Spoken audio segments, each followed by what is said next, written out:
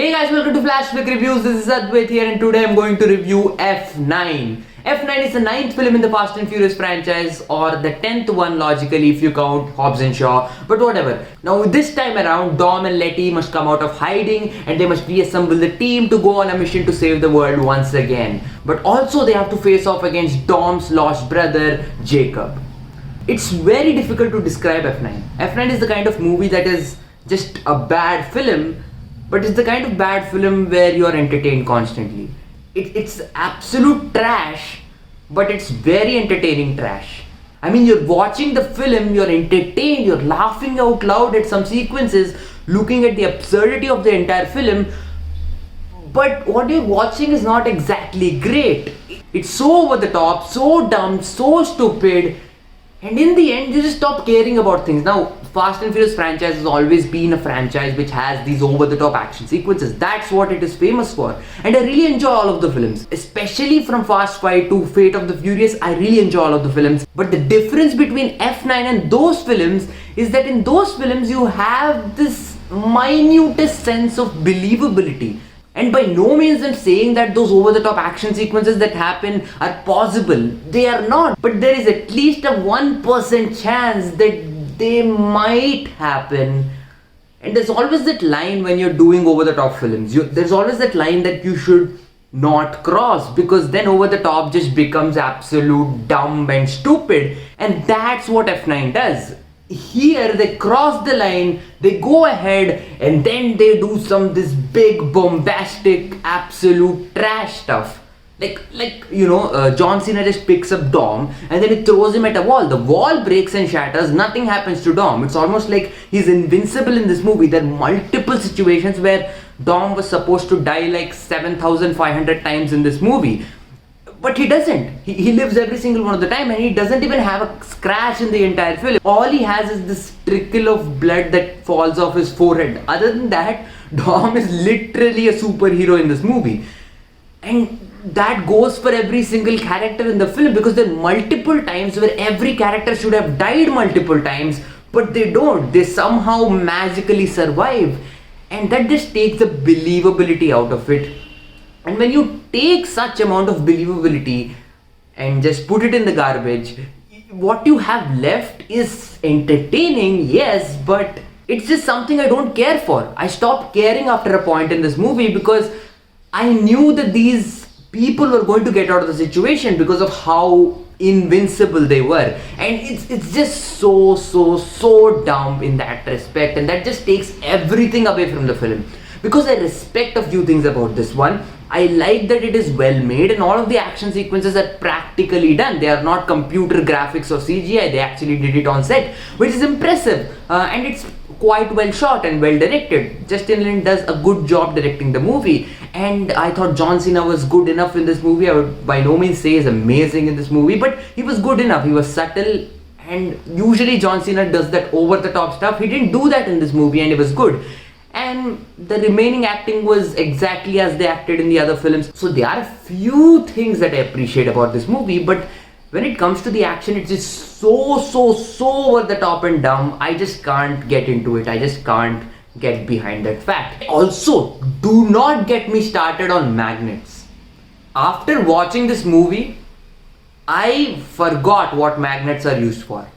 I don't know, I had to take two magnets and look at them and experiment on them to gain my memory back, to just feel how magnets work, because the way they use magnets in this movie blew my mind. It's insane. Like, you watch the movie, you'll get to know the way they use magnets in this movie is going to blow your mind, and it's insane that the writers even thought about it. And also, this movie doesn't know what it wants to be. It has this identity crisis multiple times, because sometimes it's trying to be this thing about family. If you have watched the Fast and Furious franchise, you know that the franchise is obsessed with family. But at some moments it's trying to be this character thing with people talking about family, togetherness, unity and stuff like that. And the very next scene is this action sequence where cars are flying around and they go to space or something. It's like just doesn't mesh properly.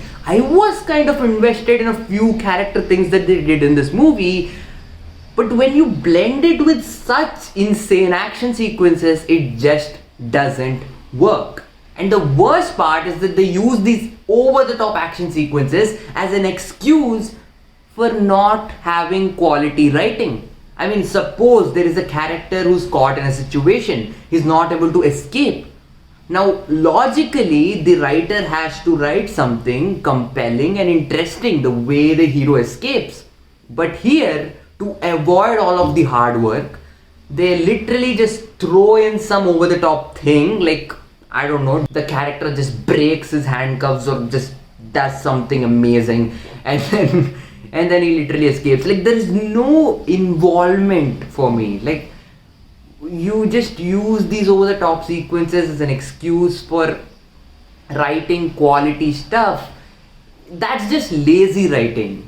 You just want to get away. You just want to just make another film to make money. And that's the reason why the other Fast and Furious movies work, especially Fast 5, which is my favorite in the entire franchise. Because despite them being in such situations, they still put up the tension. There still is some sort of a conflict in the story.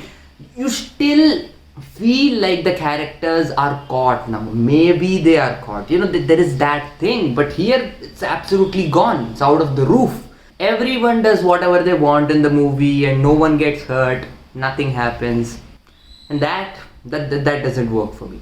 And I have a lot of problems with this movie, so I'm going to conclude my review here, and after giving my grade and score, I'm going to talk a little bit about a certain thing that's been bugging me about this film. So I'm going to talk spoilers after the grade. So overall, F9 is the very dumb, stupid action movie that just crosses the line. It's so over the top that you can't even believe any of it's possible. But the worst part is that it tries to be grounded sometimes, and then it tries to be this over the top thing. It just doesn't blend well. It's kind of entertaining, but for me, it didn't work. If you don't care about writing, if you don't care about characters, if you don't care about anything else other than just watching over the top action, then this movie is for you. It didn't work for me. With all of that said, I'm going to give F9 a C-. On the entertainment scale, it is a 6.5 out of 10. Okay, let's get into spoilers. Now, if you haven't watched the movie, this is your warning. But if you have watched the movie, or if you don't care about spoilers, fine. The first thing I want to talk about is that Tej and Roman in this movie, they go off to space in a car. Yeah.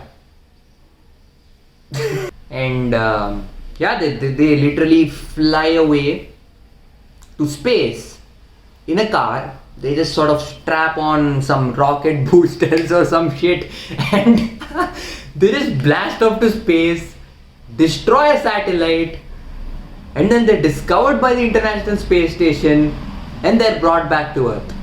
That is a subplot in this movie. I mean, that's all I have to say. That's all I wanted to say in this spoiler talk. Just hearing that, it's so... How did that even get made? You literally send them into space in a car, and the best part is that wearing scuba diving suits. Believe it or not, they're not wearing those astronaut suits. They're just wearing scuba diving suits, and they're just sealing everything with duct tape. My mind just blew in that scene, and it was one of the funniest things I've seen in a long time. Honestly, I was laughing like a mad person watching that. It's insane, man. It's insane what they were able to pull off. That's what I wanted to talk about. I just wanted to laugh about it. I just wanted to get that out of the way. For a franchise that's just all about family, Dom, I mean, every film he's like, family, I got no friends, I only got family. I mean, for a guy like that, there isn't even one mention of his brother in the entire franchise. Like, that's not believable to me. Like, a guy who just talks about family, he hasn't even mentioned that he has a brother existing. I don't know. That's what I wanted to say. If you enjoyed this video, then do give it a like, share it with your friends and family, and consider subscribing to the channel. and I'll see you again.